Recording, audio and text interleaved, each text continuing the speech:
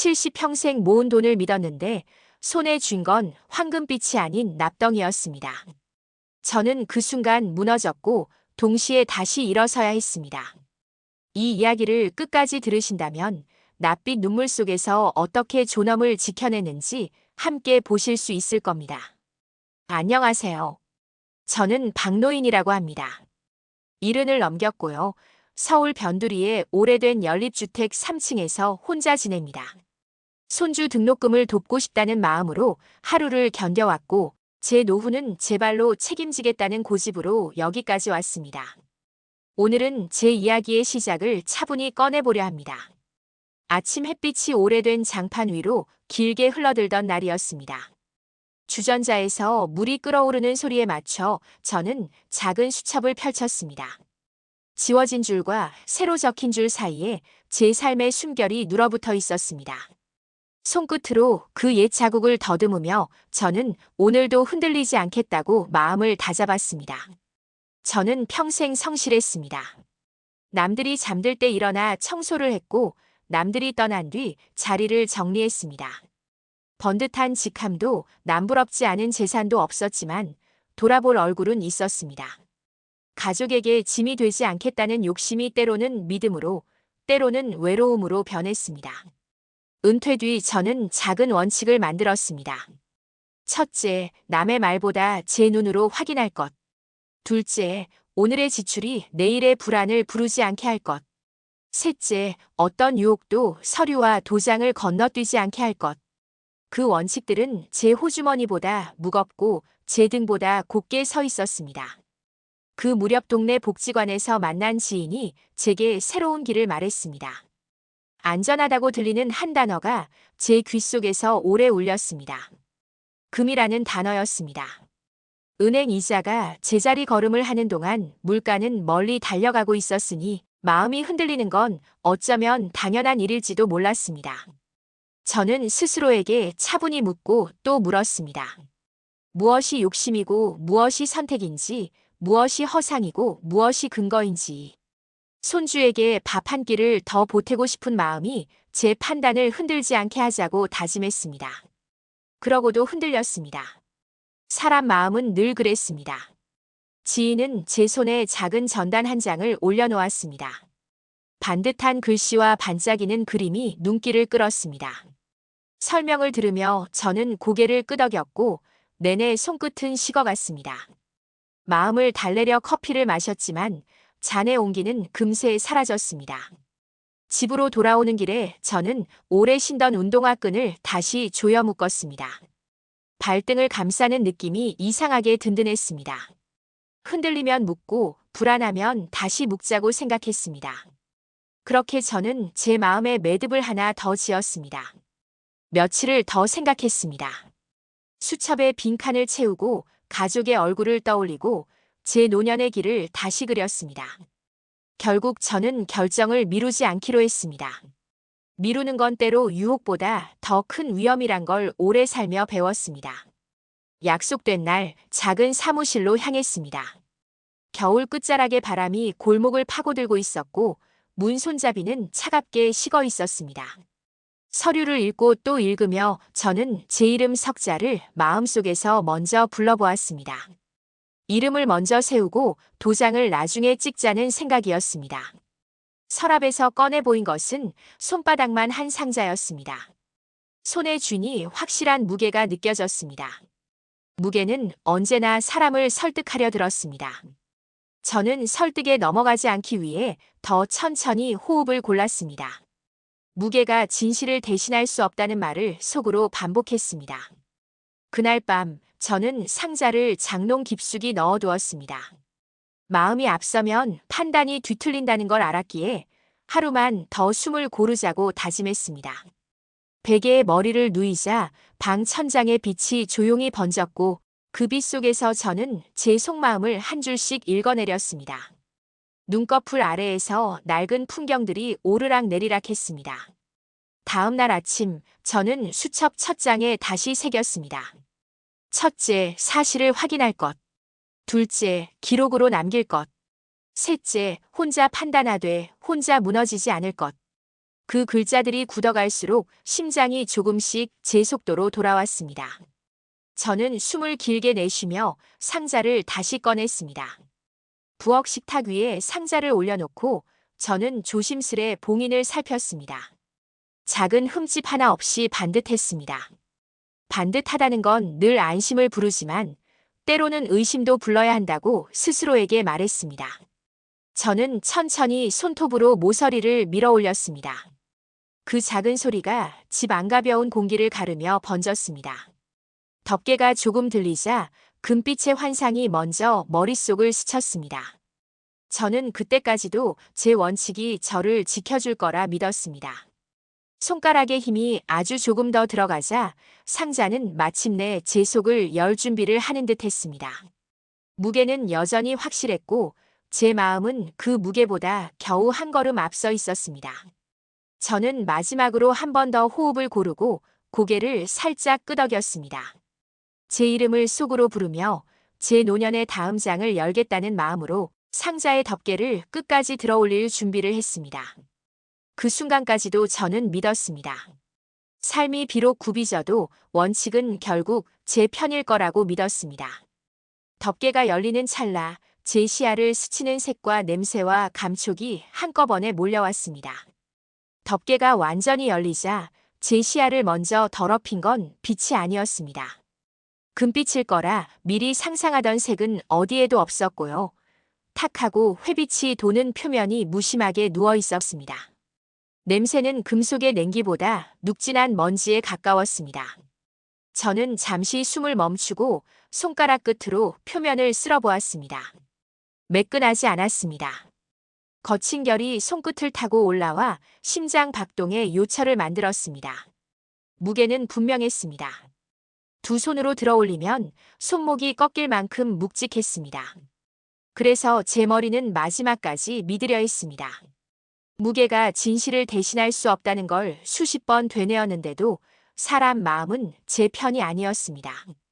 저는 부엌 칼을 가져와 가장자리를 살짝 긁었습니다. 금색 가루가 나올 거라 기대했지만 날 끝에는 잿빛 가루만 묻어났습니다. 그 순간 제 가슴 속에서 아주 작고 낮은 소리가 났습니다. 아라는 체념이었습니다. 저는 단정하지 않기로 했습니다. 하루 전에 제 원칙을 붙잡아 보려고 애썼습니다. 사실을 확인하고 기록을 남기자는 문장이 머릿속에서 떠올랐습니다. 상자를 다시 닫고 동네 금은방으로 향했습니다. 바람이 불지 않는데도 길바닥에 먼지가 유난히 높게 떠올랐습니다. 문을 밀고 들어서자 금빛 진열장이 반짝였고 그 반짝임은 제 마음을 더 깊이 흔들었습니다. 주인은 제게 조심스럽게 물건을 건네보라고 했습니다. 저는 상자에서 덩어리를 꺼내 유리 위에 놓았습니다. 금속이 유리에 닿을 때 둔탁한 소리가 났습니다. 주인은 확대경을 들고 표면을 훑더니 작은 병의 용액을 한 방울 떨어뜨렸습니다. 저는 숨을 삼켰습니다.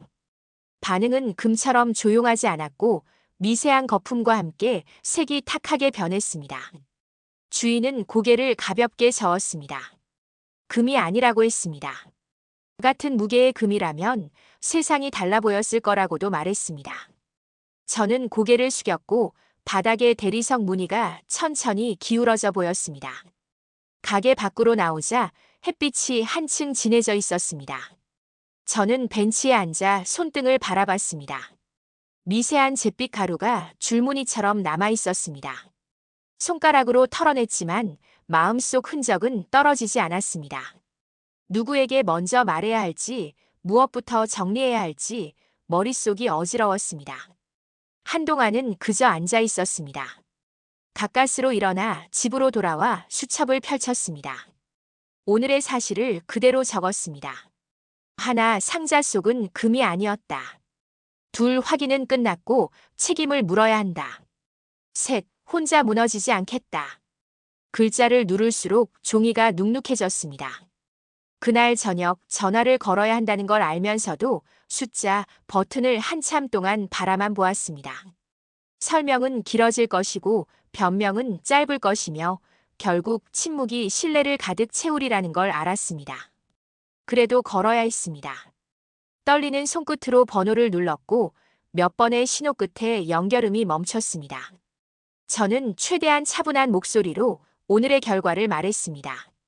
돌아온 대답은 조만간 다시 보자는 말뿐이었습니다. 조만간이라는 말은 늘 사람을 지치게 만들었습니다. 밤은 길었고 창밖의 가로등은 제 손등의 잿빛 가루처럼 흔들렸습니다. 저는 서랍 깊숙이 넣어둔 상자를 다시 꺼내 무릎 위에 올려놓았습니다. 이 덩어리에 제가 걸었던 마음의 무게, 손주의 학비, 남은 생애 계획, 겨울의 난방비까지 다 들어있었다고 생각하니 숨이 막혔습니다. 그러나 숨이 막힌다고 해서 길이 끊기는 건 아니었습니다. 저는 등을 펴고 앉았습니다. 납덩이는 무거웠지만 제 눈물은 더 이상 납처럼 굳어있지 않겠다고 마음먹었습니다. 다음 날 아침, 저는 일찍 일어나 복지관 문이 열리기 전에 도착했습니다. 피해를 겪은 이들의 상담 창구가 있다는 안내문을 떠올렸습니다. 번호표를 뽑고 기다리는 동안 제 앞자리 노인의 기침 소리가 맑게 울렸습니다. 사람은 누구나 각자의 무게를 들고 이 자리에 앉아 있었습니다. 제 차례가 되어 상담실에 들어가자 저는 차근차근 이야기를 꺼내 놓았습니다. 언제, 어디서, 누구에게, 어떤 방식으로 상자를 받았는지 제 수첩의 기록을 하나씩 보여주었습니다. 상담원은 고개를 끄덕이며 말했습니다. 확인해야 할 절차가 있고 함께 움직일 수 있다고 했습니다. 경찰에 신고하고 계약서와 영수증을 모으고 통화 기록과 메시지를 확보하라고 안내했습니다. 저는 하나도 빠뜨리지 않겠다고 대답했습니다. 나오면서 창구 옆 게시판을 보니 비슷한 피해를 알리는 문장들이 가득했습니다. 그 문장들은 제 어깨를 툭 치며 서로 기대자고 말하는 듯 했습니다. 집으로 돌아와 서류를 정리했습니다. 서랍에서 도장과 영수증을 꺼내고 휴대전화의 통화 기록을 캡처해 출력했습니다. 상자를 다시 한번 사진으로 남겼습니다. 무게보다 중요한 건 증거라는 생각이 들었습니다. 수첩 마지막 장에 오늘의 결심을 적었습니다. 1. 신고를 할 것. 2. 피해자 모임에 연락할 것. 3. 끝까지 갈 것. 글씨가 굵어질수록 손끝이 덜 떨렸습니다. 창밖에는 늦은 오후의 빛이 내려앉았습니다. 저는 상자를 천천히 덮었습니다. 더 이상 혼자 속상해하지 않겠다고 다짐했습니다.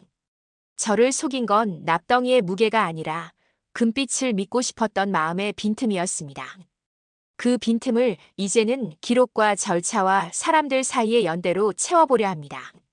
신고는 생각보다 단순하지 않았습니다.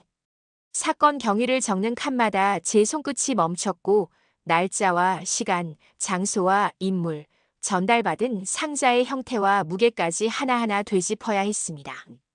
저는 수첩을 펼쳐 메모를 옮겼습니다. 접수 창구의 공기는 차분했고 제 목소리는 그 공기에 맞춰 낮게 흐르도록 애썼습니다. 담당자는 확인이 끝나면 연락을 주겠다고 했습니다. 저는 고개를 끄덕이며 진술서 맨 아래에 제 이름을 또박또박 적었습니다. 글자가 종이에 스며드는 동안 마음속 한 구석이 아주 조금 비워지는 느낌이 들었습니다. 복지관에서 알려준 피해자 모임에도 연락을 드렸습니다. 약속된 시간에 작은 회의실에 들어서자 낯선 얼굴들이 제 쪽을 바라보았습니다. 모두의 손등에 비슷한 잿빛 그림자가 남아 있었습니다. 누군가는 상자 모서리를 닮은 멍을 숨기지 못했고 누군가는 말 대신 깊은 숨으로 자신을 붙들고 있었습니다. 저는 제 차례가 되자 천천히 사건을 이야기했습니다. 듣던 사람들이 고개를 끄덕였고 한 분이 연락망을 만들자고 했습니다. 각자 가진 단서를 모으면 길이 열린다고 했습니다. 저는 그 말에 힘이 나서 상자의 사진과 영수증, 통화 기록을 모임 메신저에 올려두었습니다. 경찰의 연락은 생각보다 빠르게 왔습니다. 참고인 조사를 위해 다시 오라는 안내였습니다. 조사실의 형광등 불빛은 사무적이었고 책상 위에 녹음기는 제 말에 균형을 잡아달라고 조용히 부탁하는 것 같았습니다. 저는 금을 산 경위와 납덩이를 확인한 과정, 금은방에서 받은 소견을 차례대로 설명했습니다. 담당자는 고개를 끄덕이며 시간이 더 필요하다고 말했습니다. 그 말 속에는 서두르지 말고 정확히 가자는 뜻이 담겨 있었습니다. 저는 기다리겠다고 대답했습니다. 기다림도 행동의 일부라는 걸 이제는 압니다. 그 사이 지인에게서 연락이 왔습니다. 조만간 보자는 말이 약속으로 바뀌었습니다. 장소는 오래 다니던 찻집이었습니다. 저는 상자를 들지 않았습니다. 증거는 이미 사진으로 남겼고 오늘은 말을 확인하는 날이라 생각했습니다. 문을 열고 들어서자 그가 먼저 앉아 있었습니다. 저는 인사를 건넨 뒤 맞은편에 조용히 앉았습니다. 찻잔에서 김이 올랐고 그 김 사이로 서로의 얼굴이 흐릿하게 겹쳤습니다. 그는 곤란했다는 표정을 지었습니다. 공급처의 실수였을 거라고 곧 정리해주겠다고 잠시만 더 믿어달라고 했다는 식의 말을 이어갔습니다. 저는 흔들리지 않으려 했습니다. 제 원칙을 속으로 다시 세우며 사실을 확인하고 기록을 남기겠다고 마음속으로 반복했습니다. 저는 천천히 말을 이었습니다. 납덩이라는 결과가 이미 확인되었고 피해자 모임과 경찰 절차가 진행 중이라고 알렸습니다. 지인의 눈빛이 잠깐 흔들렸습니다. 그는 제 의심이 과하다고 돌려 말했고 무게와 외관이 충분하지 않았느냐고 되물었습니다. 저는 고개를 저었습니다. 무게는 사람을 설득하지만 진실을 대체하지는 않는다고 했습니다. 제 목소리는 낮았고 끝말을 또렷하게 닫았습니다. 말이 둥그러지면 길이 흐려진다는 걸 최근에서야 배웠습니다. 찻집을 나와 골목에 서자 바람이 방향을 바꾸었습니다. 허공의 먼지가 뒤로 밀려났고 하늘은 생각보다 맑았습니다. 저는 발걸음을 서둘러 피해자 모임의 단체방에 오늘의 만남을 기록했습니다. 대화의 핵심을 정리하고 들은 말과 본 표정을 함께 적었습니다. 누군가는 같은 인물에게 비슷한 말을 들었다고 답했습니다. 퍼즐 조각이 맞물리는 소리가 문장 사이를 지나갔습니다. 우리는 서로의 시간을 덜어주듯 다음 계획을 세웠습니다. 추가 진술과 계좌 추적, 계약서 원본 확보, 그리고 언론 제보 가능성까지 차례로 올려두었습니다. 밤이 깊자 불안이 다시 고개를 들었습니다. 낯빛의 회색이 눈꺼풀 안쪽에서 떠다녔습니다. 저는 불을 켜고 상자를 꺼내지 않은 채 책상 앞에 앉았습니다. 오늘의 기록을 다시 정리했습니다. 1. 신고는 접수되었다. 2. 지인의 해명은 모순이 많았다. 3. 동료 피해자들의 진술과 패턴이 일치한다. 제 글씨는 조금 더 단단해졌고 문장 끝의 점은 어제보다 선명했습니다. 점 하나가 마음의 등뼈가 되어주었습니다. 가족에게는 아직 완전히 알리지 않았습니다. 서두르면 상처가 커진다고 생각했습니다. 다만 오늘 있었던 사실만 조심스레 전했습니다. 당장은 괜찮다고 절차대로 가고 있다고 괜한 걱정으로 서로를 소모하지 말자고 했습니다. 전화를 끊고 나니 집안이 잠시 비어 보였습니다. 그러나 그 빈자리에 저는 납덩이를 올려놓지 않기로 했습니다. 대신 연대의 명단과 사건의 타임라인을 펼쳐놓았습니다. 사람들이 함께 만든 목록은 이상하게도 방 안공기를 따뜻하게 바꾸었습니다. 잠들기 전 저는 마음속으로 다음 수순을 그려보았습니다. 지인의 말이 사실인지 끝까지 확인해야 했고 그 말이 거짓이라면 더 이상 사적인 정에 기대지 않기로 했습니다. 정은 사람을 묶지만 정의는 사람을 세운다는 말을 떠올렸습니다. 저는 스탠드 불을 끄고 눈을 감았습니다. 오늘의 끝은 내일의 증거가 된다는 믿음으로 심장을 천천히 눕혔습니다. 아침 일찍 경찰서에서 연락이 왔습니다. 계좌 추적 동의서와 자료 제출을 준비해 달라고 했습니다. 저는 서류철을 품에 안고 집을 나섰습니다. 골목 끝의 바람이 낯선 냄새를 실어왔습니다. 어제의 망설임이 그 바람에 조금 씻겨나가는 듯 했습니다. 접수 창구에서 번호표를 뽑고 기다리며 수첩 첫 장의 원칙을 다시 읽었습니다. 사실을 확인하고 기록으로 붙들고 혼자 무너지지 않겠다는 다짐이었습니다. 조사실에서는 동의서의 빈칸을 하나씩 채웠습니다. 계좌 번호와 이체 날짜, 금액, 상대 명예. 제가 적어 내려갈수록 종이 위에 작은 길들이 생겼습니다. 담당자는 잠시만 기다려달라고 했습니다. 저는 의자 끝에 걸터 앉아 손끝의 떨림을 다독였습니다. 형광등 소음이 일정한 박자로 귓속을 두드렸습니다. 그 박자에 호흡을 맞추니 심장이 제자리로 돌아오는 느낌이 들었습니다. 결과는 곧 돌아왔습니다. 돈은 한 번에 사라지지 않았습니다. 며칠 간격으로 나눠져 흩어졌습니다. 일부는 대포라 불린 계좌로, 일부는 소액 결제로 잘게 쪼개졌고, 나머지는 생소한 상호의 법인으로 옮겨졌다고 했습니다. 담당자는 다음 단계로 금융기관 협조 공문을 발송하고 관련자 출석을 요구하겠다고 말했습니다. 저는 고개를 끄덕였습니다. 속이 서늘해졌지만 동시에 중심이 잡히는 기분이었습니다. 흩어진 돈의 길은 거꾸로 걸으면 사람의 그림자와 마주친다는 뜻이기도 했습니다. 점심 무렵 피해자 모임에 연락망이 울렸습니다. 비슷한 흐름이 확인됐다는 메시지들이 연달아 올라왔습니다. 누군가는 날짜가 제 것과 하루 차이였고 누군가는 금액이 거의 같았습니다. 우리는 각자 확보한 영수증과 통화 시간을 표로 정리하기로 했습니다. 저녁에 복지관 작은 강의실에 모여 칠판에 타임라인을 그렸습니다. 첫 상담, 계약서 수령, 상자 전달, 금은방 확인, 경찰 접수, 계좌 분산. 분필 선들이 이어질수록 침묵은 힘이 되었습니다. 서로의 문장이 서로를 지지해 주었습니다. 그날 밤 경찰에서 다시 연락이 왔습니다. 모레 오후에 관계자 대질 조사가 예정되었고 제 출석도 필요하다고 했습니다. 저는 일정을 수첩에 적었습니다. 글씨가 조금 굵어졌습니다. 두려움이 없다고 말할 수는 없었습니다. 하지만 두려움을 의자에 앉히고 저는 그 옆에 제 이름을 앉히기로 했습니다. 이름이 앞서고 두려움이 뒤따르면 길은 생각보다 덜 흔들린다는 것을 배웠습니다. 대지를 앞둔 하루 전 저는 증거처를 다시 정리했습니다.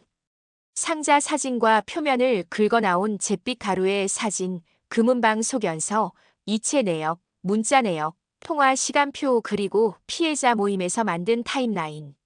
장마다 인덱스를 붙이고 모서리를 테이프로 보강했습니다. 종이 냄새가 방 안에 가득했습니다.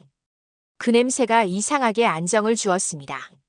종이는 흔들려도 기록은 남는다는 믿음이 생겼습니다. 약속된 날 조사실 문을 열자 낯익은 뒷모습이 먼저 보였습니다. 오랜 지인이었습니다. 그는 자리에 앉아 있었고 저는 반대편 의자에 천천히 앉았습니다. 담당자는 절차를 설명했고 녹음기가 켜졌습니다. 저는 준비해온 자료 묶음을 책상 위에 차례로 올렸습니다. 손등에 힘을 빼고 문장 끝을 분명히 닫았습니다. 오늘은 감정이 아니라 사실을 말하겠다고 마음속으로 정했습니다. 담당자가 질문을 던졌고 지인은 답했습니다. 공급처의 착오라는 말이 반복되었습니다. 저는 계좌 흐름을 가리켰습니다. 나눠진 이체, 이름이 다른 수취, 동일한 시각의 반복. 담당자의 시선이 서류와 지인의 얼굴 사이를 왕복했습니다. 공기는 조금씩 무거워졌습니다. 저는 고개를 숙이지 않았습니다. 제 노년의 무게를 의자에 단단히 실었습니다. 납덩이의 무게로가 아니라 기록의 무게로 버티겠다고 다짐했습니다. 잠시 쉬어간다는 안내가 있었습니다. 복도 끝 창가에 서서 바깥을 보니 초봄의 빛이 고르게 번지고 있었습니다. 유리창에 제 얼굴이 겹쳤습니다. 눈가의 주름이 선명했습니다. 그 주름 사이로 오늘까지의 시간이 고루 흘러 있었습니다. 저는 그 시간을 부끄러워하지 않기로 했습니다. 속아 넘어간 과거가 아니라 버티며 바로 세우는 현재로 제 등을 밀었습니다. 이어진 자리에서 담당자는 관련 법인의 대표를 동석시키겠다고 했습니다. 타인의 이름이 또 하나 덧붙는다는 건 사건의 문이 한 칸 더 열린다는 뜻이었습니다. 저는 다시 자리에 앉았습니다. 녹음기가 다시 불을 켰습니다. 문손잡이가 움직이는 소리가 선명하게 들렸습니다. 저는 호흡을 고르고 손바닥을 무릎 위에 가만히 포겠습니다. 다음 질문이 어디로 향하든 오늘의 기록이 저를 지켜줄 거라 믿었습니다. 문이 열리고 법인 대표가 들어왔습니다. 양복 소매는 매끈했고 걸음은 주저하지 않았습니다. 저는 고개를 들고 천천히 바라봤습니다. 오늘은 감정보다 사실을 붙들겠다고 다짐했습니다. 담당자는 절차를 설명했고 녹음기는 다시 붉은 불을 밝혔습니다. 저는 무릎 위 손바닥을 포갠 채 호흡을 고르게 맞췄습니다. 심장이 너무 빨리 달리면 문장이 흐트러진다는 걸 요즘에서야 배웠습니다. 질문은 계좌 흐름에서 시작됐습니다. 같은 날 같은 시각에 나눠진 이체, 이름만 다른 상호, 반복되는 금액. 대표는 일시적인 자금 정산이었다고 답했습니다. 공급망이 복잡해 일어난 착오였다고 했습니다. 저는 준비해온 표를 앞으로 밀었습니다. 피해자들의 일정이 한 줄로 겹치는 장면을 가리켰습니다. 서로 모르는 사람들이 같은 설명을 같은 날 같은 말투로 들었다는 기록이었습니다. 공기에서 미세한 금속 냄새가 났습니다. 납덩이를 처음 열던 그날의 냄새와 닮아 있었습니다.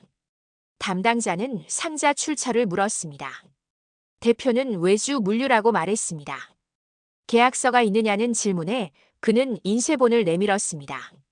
저는 종이 가장자리에 번짐을 바라봤습니다. 서명은 있었지만 직인의 자국이 흐릿했습니다. 담당자는 원본 제출을 요구했고 대표는 확인해 보겠다고 했습니다. 그 대답의 간격이 길었습니다. 말과 말 사이에 빈칸이 생기면 그 빈칸은 흔히 진실을 끌어올렸습니다. 쉬는 시간, 저는 복도 끝 창가에 섰습니다. 빛은 맑았고 바람은 얇았습니다. 제 눈과 주름에 초봄의 선이 얇게 그어졌습니다. 수첩을 열고 한 줄을 더했습니다. 오늘의 목표는 흔들지 말 것, 밀리지 말 것, 모욕에 머물지 말 것. 문득 제 이름을 속으로 불러보았습니다. 오래 살아온 무게가 허리를 곧게 세웠습니다. 납덩이가 아닌 기록의 무게로 버티자고 다시 마음을 묶었습니다. 다시 자리로 돌아오자 담당자가 납덩이의 성분 감정을 제안했습니다. 대표는 고개를 끄덕였고 저는 상자 사진과 금은방 소견서를 함께 제출했습니다. 절차가 진행되는 동안 저는 피해자 모임의 타임라인을 설명했습니다. 누군가는 상자를 받은 직후 연락이 끊어졌고 누군가는 환불을 미끼로 시간만 끌렸습니다. 대표의 표정은 한층 굳어졌습니다. 그 굳음 속에서도 저는 흔들리지 않으려 애썼습니다. 말끝을 또렷하게 닫고 문장 사이에 숨을 정확히 세웠습니다. 담당자는 전자우편과 문자 내역을 차례로 보여달라 했습니다. 저는 날짜와 시간을 맞춰 출력해둔 묶음을 꺼냈습니다. 같은 문장이 다른 번호로 반복되어 있었습니다. 곧 정리하겠다. 곧 해결하겠다. 조만간 보자. 저는 그 세 단어를 검지로 짚었습니다. 고지라는 말은 언제나 사람을 지치게 만든다고 말했습니다. 대표는 대답을 아꼈습니다. 대신 법무팀을 언급했습니다. 저는 법을 등 뒤로 불러 세우겠다는 뜻이라면 저 역시 절차로 걸어가겠다고 조용히 덧붙였습니다. 조사는 해가 기울 무렵까지 이어졌습니다. 마지막 질문이 끝나자 담당자는 추가 출석을 안내했습니다. 성분 감정과 원본 서류, 계좌 협조 결과가 모이면 방향이 선명해질 거라 했습니다. 저는 고개를 끄덕였습니다. 오늘 얻은 것은 결론이 아니었습니다. 그러나 결론까지 가는 길이 분명해졌습니다. 흩어진 조각들이 테이블 위에서 모양을 갖추기 시작했습니다. 밖으로 나오니 하늘은 잉크처럼 짙어졌습니다. 저는 버스 창가에 앉아 손등을 바라봤습니다. 잿빛 가루는 사라졌지만 송금 사이에 새로 박힌 선이 보였습니다. 그 선은 오늘의 기록이었습니다. 집에 돌아와 서류철을 다시 정리했습니다. 표지에 한 줄을 더 적었습니다. 정은 사람을 묶고 정의는 사람을 세운다. 저는 그 문장을 크게 읽고 조용히 덮었습니다. 심장이 제 속도로 돌아왔습니다. 잠자리에 들기 전 저는 다음 계획을 수첩 맨 앞장에 굵게 썼습니다. 첫째, 성분 감정 결과 확인. 둘째, 원본 계약서 제출 압박. 셋째, 언론 제보 준비. 넷째, 추가 피해자 증언서 정리. 글씨가 굳어질수록 마음이 서늘하게 맑아졌습니다. 두려움은 줄지 않았지만 방향은 더 이상 흔들리지 않았습니다. 성분 감정 결과가 나왔습니다. 종이 한 장이 제 앞에 놓였고 숫자와 항목이 차갑게 줄을 섰습니다. 금의 비율은 바닥이었고 납과 잡금의 수치가 또렷했습니다. 눈으로 보지 않아도 알 수 있었지만 이렇게 글자로 확인하니 심장이 잠깐 멈추는 듯 했습니다. 저는 숨을 고르고 서명을 했습니다. 기록으로 묶어두지 않으면 마음이 흩어진다는 걸 이제는 잘 압니다. 같은 날 오후 언론에 보낸 제보 메일에 첫 응답이 도착했습니다. 기자는 사실 확인을 위해 몇 가지를 더 요청했습니다. 상자 사진의 원본, 이체 내역의 원본, 그리고 피해자 모임의 연락 가능자 목록. 저는 준비해둔 자료처를 꺼내 차례대로 정리했습니다. 손끝이 분주했지만 마음은 이상하게 고요했습니다. 누군가는 제 사연을 읽어줄 거라 믿었습니다. 읽는 눈이 많아질수록 흔들리는 말은 줄어듭니다. 해질 무렵 전화가 울렸습니다. 화면에는 낯선 번호가 길게 떴습니다. 법무팀을 자처하는 목소리는 내용 증명 발송을 예고했습니다. 허위 사실 유포와 명예훼손을 언급했고 언론 제보 중단을 요구했습니다. 저는 가만히 듣기만 했습니다. 말의 칼끝이 제 귀를 스치고 지나갔지만 제 등을 찌르지는 못했습니다. 저는 기록의 목줄을 한 번 더 조여매었습니다. 사실의 무게는 협박의 소리를 이깁니다. 그날 밤 피해자 모임 단체방이 분주해졌습니다. 비슷한 전화가 여러 사람에게도 걸려왔습니다. 누군가는 겁이 난다고 했고 누군가는 더 단단히 가자고 했습니다. 저는 오늘 받은 통화 시간과 발신 번호를 공유했습니다. 타임라인의 선들이 한 줄 더 길어졌습니다.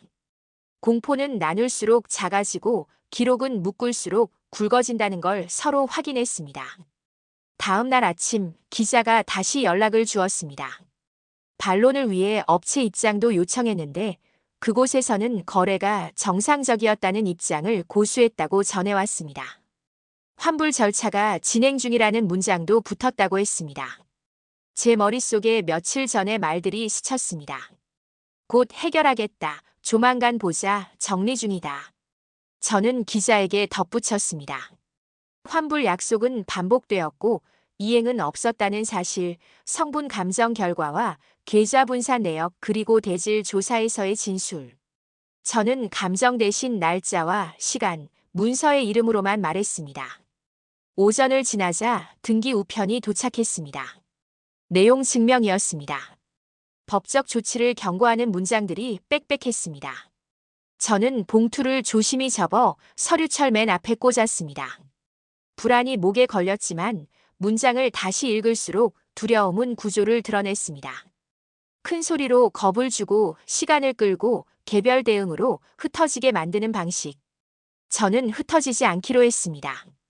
사람과 사실을 묶어 하나의 줄로 만들기로 했습니다. 오후에는 경찰서에서 연락이 왔습니다. 법인 대표 측이 자발적 환불 의사를 일부 밝히며 조정을 제안했다는 소식이었습니다. 저는 심호흡을 했습니다.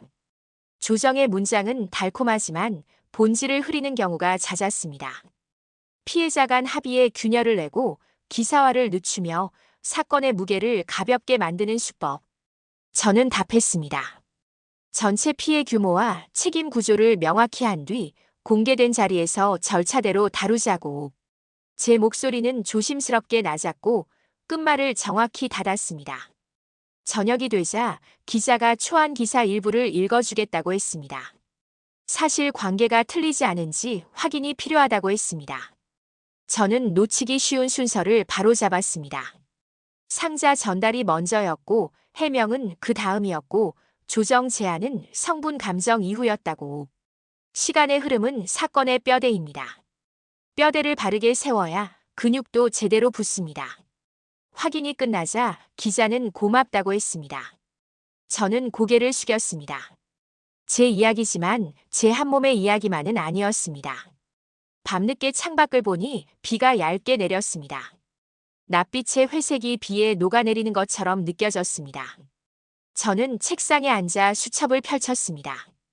오늘의 결심을 다시 썼습니다. 첫째, 협박에 흔들리지 않을 것. 둘째, 조정 제안을 서류로만 검토할 것. 셋째, 공개성과 투명성을 유지할 것. 넷째, 나와 남의 피해를 한 문장으로 묶을 것. 글씨는 어제보다 단단했고 선은 어제보다 길었습니다. 눈가가 뜨거워졌지만 울지 않았습니다. 울음은 이미 기록으로 바뀌었습니다. 잠자리에 들기 전 저는 집안을 한 바퀴 천천히 돌았습니다. 상자는 장롱 깊숙이 그대로였고 서류철은 식탁 위에서 얌전히 숨을 쉬고 있었습니다. 납덩이가 제 노년을 짓누르던 시간을 지나 기록이 제 등을 떠받치는 시간을 통과하고 있었습니다. 저는 제 이름을 속으로 불렀습니다. 오래 버틴 이름이 오늘도 제 등을 세웠습니다. 내일은 기사와 동시에 추가 대질의 통지가 올지도 모릅니다. 어떤 방향이든 저는 사실의 길로만 걷겠습니다. 아침에 눈을 뜨자 휴대전화 화면이 밝아졌습니다. 기사 첫 보도가 나갔다는 알림이었습니다. 화면 속 문장들이 차례로 올라왔고 사진 한 장이 제 숨을 멈추게 했습니다. 식탁 위 상자와 잿빛 가루의 클로즈업이었고요. 제 수첩에 굵은 글씨가 흐릿하게 잡혀 있었습니다.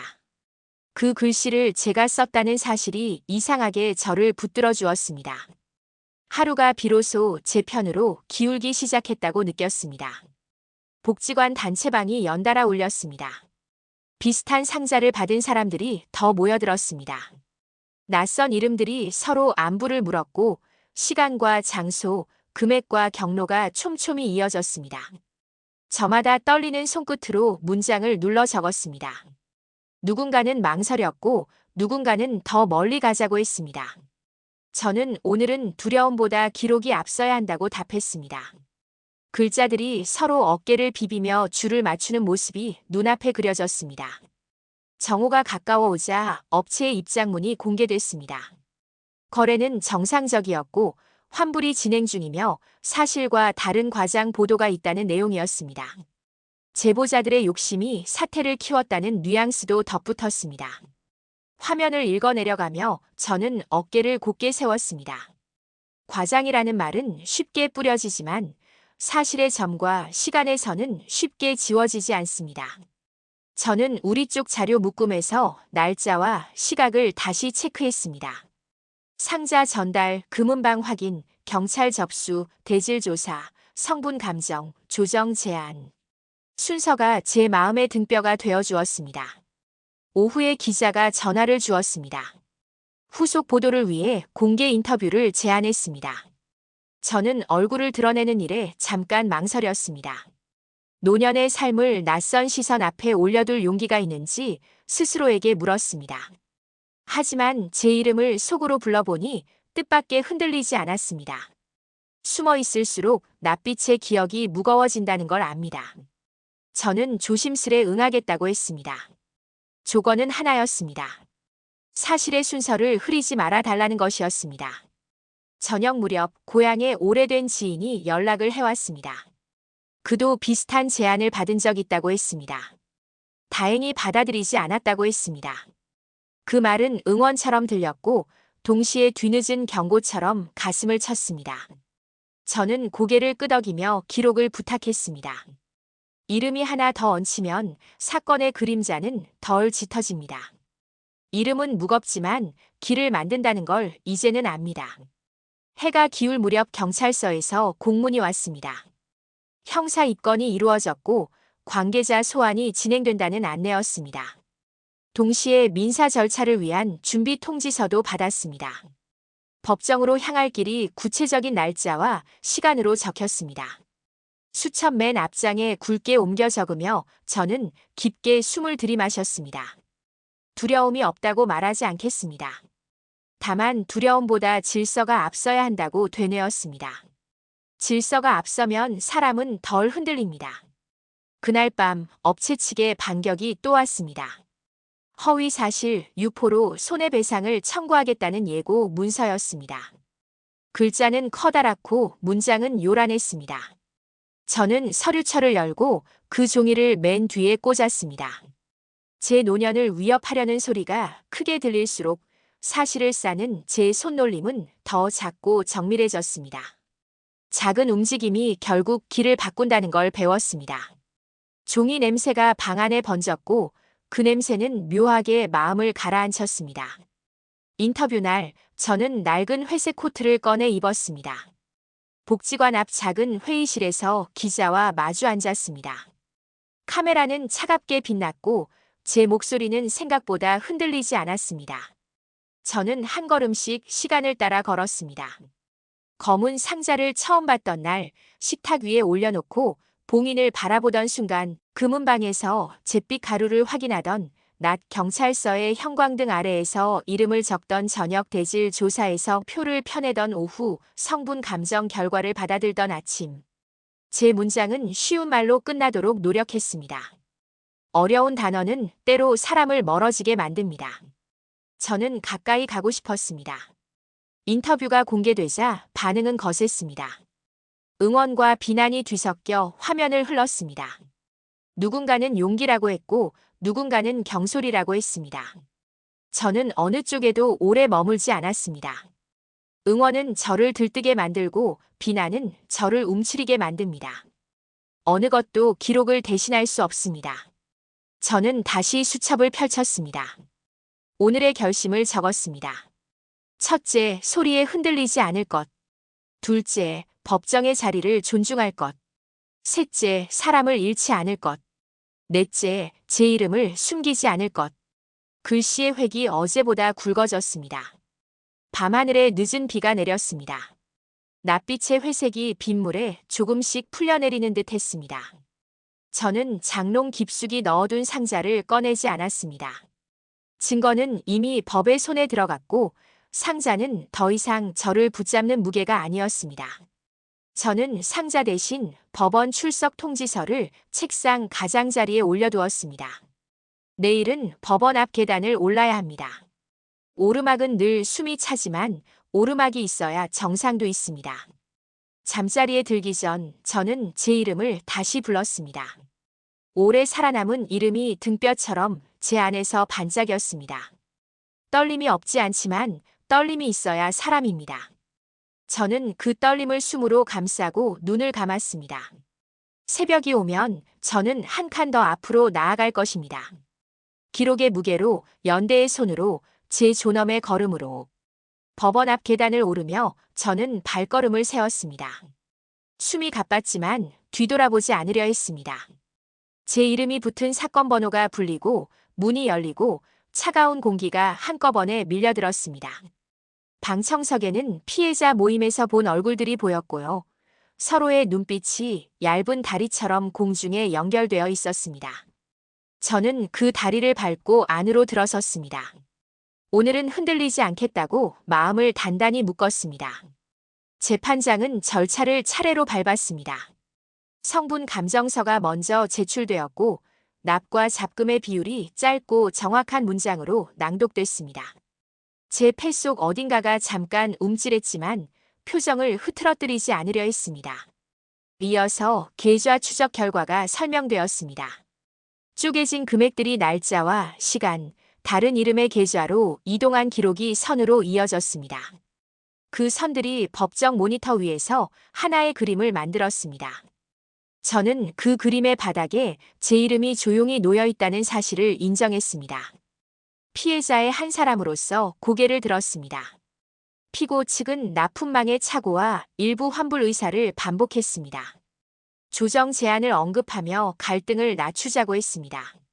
저는 제자리에서 차분히 호흡을 맞춘 뒤 말했습니다. 환불 약속이 반복되었고 이행이 없었다는 사실, 내용 증명이 먼저였고 협박성 통화가 동반되었다는 사실, 그리고 이 모든 과정이 기록과 날짜로 증명된다는 사실. 말의 끝을 또렷하게 닫았습니다. 목소리는 높지 않았지만 단단했습니다. 오래 버틴 이름이 제 가슴 안쪽에서 등을 받쳐주었습니다. 증인 신문이 이어졌습니다. 금은방 주인이 성분 반응을 설명했고 피해자 모임의 대표가 타임라인표를 제출했습니다. 서로 다른 사람의 문장이 서로를 지탱하는 광경을 저는 처음 보았습니다. 그 순간 저는 깨달았습니다. 납덩이가 무너뜨린 건 돈만이 아니었고 우리가 다시 세우는 건 각자의 존엄만도 아니었습니다. 우리는 서로를 세우고 있었습니다. 제 눈가가 뜨거워졌지만 울지 않으려 했습니다. 울음은 이미 기록으로 바뀌었다고 몇 번이나 되뇌었습니다. 최후 변론의 시간이 왔습니다. 저는 준비해온 짧은 원고를 펼치지 않았습니다. 종이는 접었고 마음만 펼쳤습니다. 저는 말했습니다. 노년에 들어 더 이상 속고 싶지 않아 금을 택했으나 납을 받았고 그러나 납처럼 굳지 않기 위해 기록을 택했다고. 두려움이 있었으나 질서를 따라 걸었고 정이 흔들렸으나 정의에 몸을 기대었다고. 그리고 앞으로도 사실의 순서대로만 살겠다고. 말이 끝나자 제 안에서 긴 숨이 길게 빠져나갔습니다. 판결문이 낭독되는 동안 법정의 공기는 얇고 팽팽했습니다. 유죄가 선고되었고 배상 책임이 인정되었습니다. 전액이 아니었습니다. 하지만 피해자들이 함께 선 그 표 위에 회복의 수치가 분명히 적혔습니다. 저는 고개를 숙였습니다. 패배의 고개 숙임이 아니라 길의 고개 숙임이었습니다. 더딘 정이라도 제 노년의 걸음으로는 충분히 도착할 수 있다는 것을 오늘 알았습니다. 법정을 나서자 바람이 계단을 타고 올라왔습니다. 하늘은 맑았고 햇빛은 약했습니다. 피해자 모임의 사람들이 제 어깨를 가볍게 두드렸습니다. 누구도 큰 소리를 내지 않았습니다. 작은 말들이 더 멀리 갔습니다. 누군가가 오늘의 표를 다시 정리해 올리겠다고 했고요. 누군가는 아직 연락되지 않은 피해자들을 더 찾자고 했습니다. 저는 고개를 끄덕였습니다. 사건이 끝나도 사람은 남습니다. 남은 사람으로서 할 일이 남았습니다. 집으로 돌아와 장롱 깊숙이 넣어두었던 상자를 꺼냈습니다. 증거봉인 스티커가 이미 붙어 있었고 저는 그것을 더 이상 무게로 여기지 않기로 했습니다. 상자 옆에 수첩을 펼쳐 마지막 장을 채웠습니다.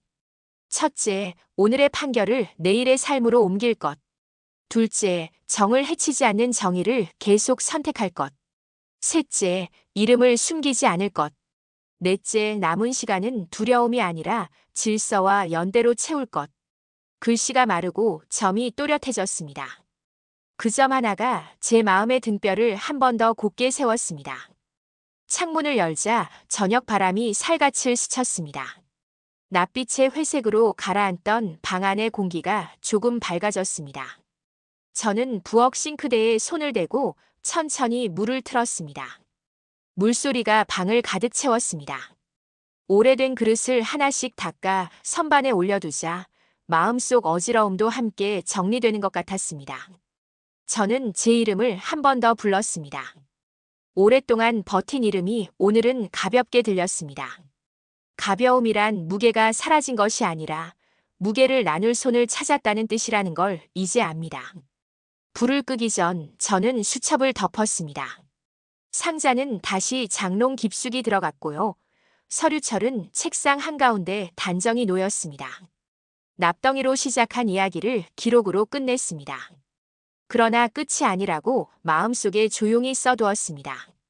내일은 복지관에 들러 새로운 피해자 지원 안내문을 붙일 것입니다. 제 노년의 남은 시간은 오늘의 판결을 계속 살아내는 시간이 될 것입니다. 저는 그렇게 살겠습니다.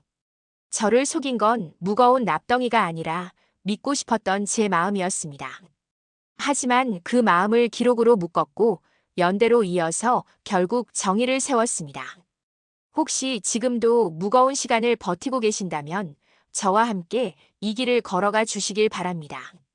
이 이야기가 마음에 닿으셨다면 구독과 좋아요로 함께 해주세요. 여러분의 작은 응원이 저의 남은 노년을 더 단단하게 만들어줍니다.